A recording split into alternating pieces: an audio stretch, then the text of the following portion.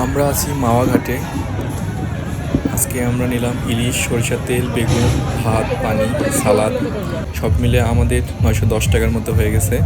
কি সুন্দর বেগুন ভাজি! মাওয়া ঘাট সবসময় তার নদীর মাছ এবং বেগুন ভাজির জন্য বিখ্যাত। বিখ্যাত পদ্মার ইলিশ সাথে বেগুন ভাজি, সেরা কম্বিনেশন।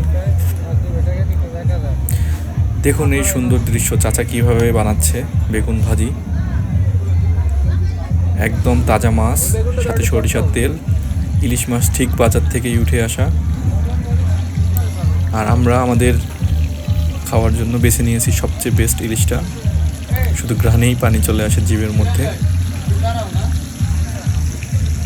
শুকনো মরিচগুলোকে অনেক সুন্দর করে ভেজে নেওয়া হয়েছে পারফেক্টলি।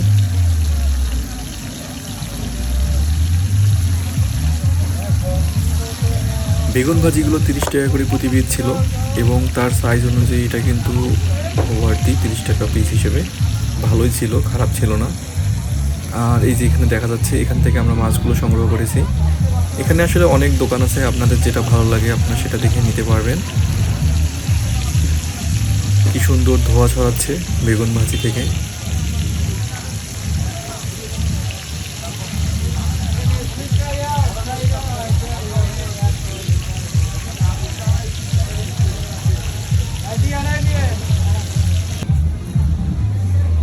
এই যে এই মাছগুলো ফ্রিজিং করা ছিল, ইলিশ মাছ, এগুলার অনেক দাম। আপনারা এগুলা দামাদামি করে নিতে পারবেন।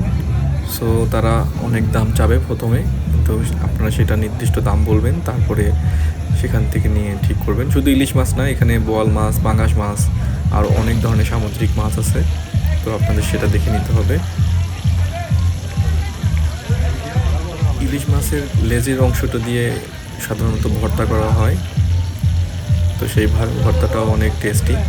যারা জীবনে কখনো ইলিশ খায় নাই তারাও যদি এখানে খায়, আমার মনে হয় বারবার খেতে যাবে। সো একবার করে হলেও অন্তত এই মাওয়া ঘাটের ইলিশ নদীকে উপভোগ করতে করতে খাওয়া উচিত আমার মনে হয়।